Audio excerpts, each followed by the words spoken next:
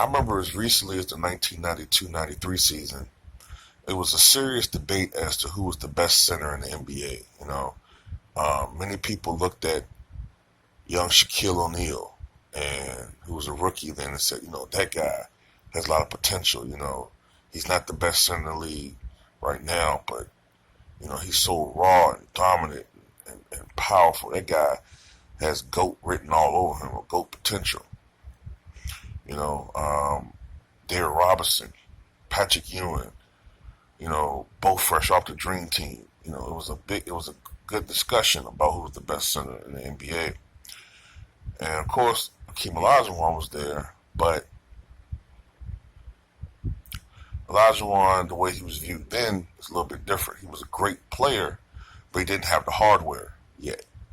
And it was a couple of years where the Rockets didn't even make the playoffs. So it's amazing what happened in that 3-year period between 93 and 95, because by the end of the 95 season, going into the 96 season, it was pretty much not a debate anymore. Robinson was still Robinson, but people then started to question that thing in his chest. You know what I mean? Ewing was starting to show signs of wear and tear. Plus, in the 94 finals, Ewing's overall performance, although if you look at the numbers, I think it was 18 points and 13 rebounds a game or something like that. The numbers look impressive.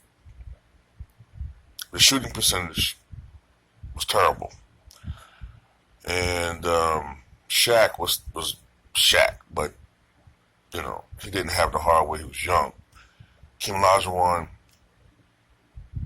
2 consecutive NBA championships, several memorable moments, completely dominated Derrick Robinson in that series, the Western Conference Finals in 1995. Completely dominated him. One of the few players that outplayed Shaq in the series in the 95 Finals.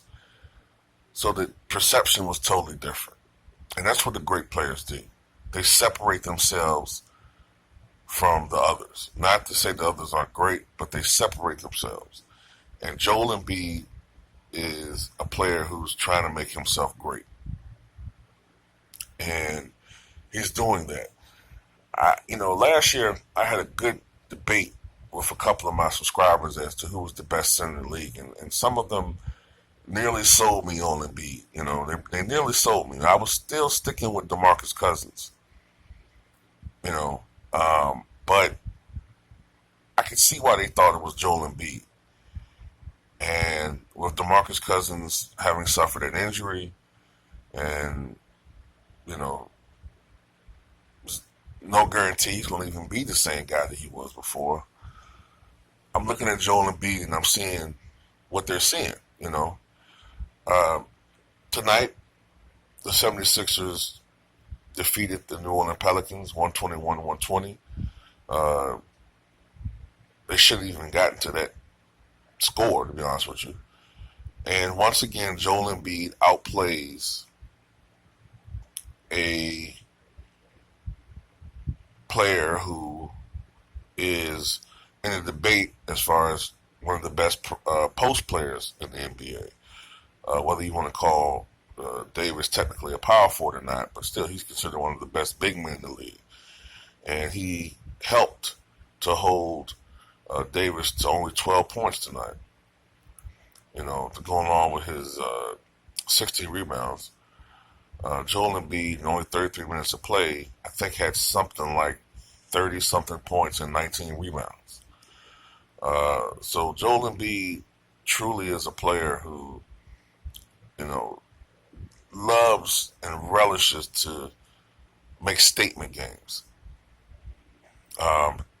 He usually destroys traditional bigs like Andre Drummond and Hassan Whiteside. And the Sixers do overall look better with Jimmy Butler so far. I was kind of thinking, like, will this work with the Sixers? I'm still, well,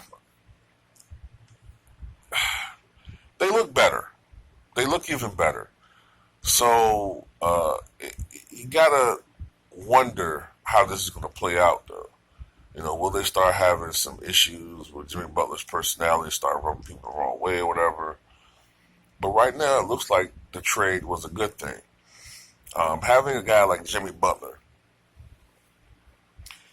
just opens up so many different opportunities for a team on both the offensive and defensive end.